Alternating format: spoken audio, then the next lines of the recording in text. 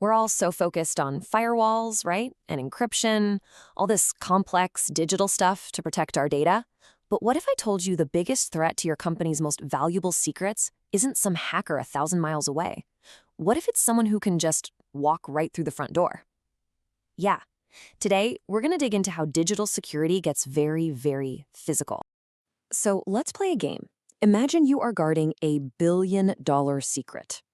Seriously, this could be the blueprint for a totally new kind of car, maybe a formula that's going to change an entire industry. What is really standing between that incredible idea and your biggest competitor getting their hands on it? Now, if your first thought was a firewall, well, you're only seeing half the picture. I mean, think about it. The most advanced, cutting-edge digital defenses in the world are completely useless if someone can just waltz in and physically take the server. It's also a simple door lock. Yep, a door lock. Today, we're going to look at how the TISAX standard, which comes from the automotive industry, gives us an incredible blueprint for building a real-world fortress around our information. And guess what? That fortress, it starts with the walls. Okay, so let's talk about layer 1, the fortress walls. The very first layer of our defense is all about controlling the physical space. I want you to really think of your organization like a fortress. You wouldn't let just anyone wander into the treasury where all the gold is, would you? Of course not. Well, the exact same principle applies here. And in the TISAX world, this is called creating security zones. So what exactly is a security zone? Well, it's not just a room with a lock on it. It's a defined area where the security is specifically tailored to what's inside. So, for example, your reception area, that's probably a low security zone. But the server room, oh, that's going to be a high security zone, probably with reinforced doors, maybe even biometric access. It's simple, really. The more sensitive the stuff inside, the stronger the walls need to be.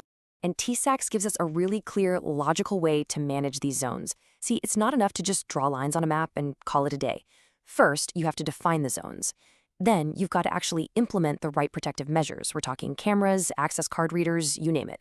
After that, you need super strict procedures for who gets access, and just as important, how you take that access away when they leave. And finally, every single visitor has to be registered and escorted. Why? Because you have to assume that every person who walks in the door is a potential risk. And this whole concept of security zones goes way beyond just the server room. You really have to think about everything. What about the delivery and shipping areas, where maybe a new prototype is visible for a split second? Or external properties like garages or test tracks? TISAX even makes you think about stuff like preventing someone from just overhearing a sensitive conversation or peeking through a window. It's an incredibly comprehensive way of looking at security. All right, so we've built our fortress walls. Now we're inside. The next step is to protect the treasure itself. And I'm not just talking about the data sitting on a server. I'm talking about all the physical items that hold sensitive information. In TISAX language, these are called supporting assets. So what's a supporting asset? Well, it could be pretty much anything. A printed blueprint, a prototype model of a new product, an old hard drive sitting in a closet, even a simple USB stick left on a desk. The rule is, if it holds sensitive information in any physical form, you have to track it and protect it through its entire life. And here's the crucial part. That protection has to follow the asset from cradle to grave. When you're moving it, it needs to be in secure containers. When you're storing it, it's got to be locked up in a secure room or cabinet. And when you're done with it, you can't just toss it in the recycling bin. TISAX is very specific here.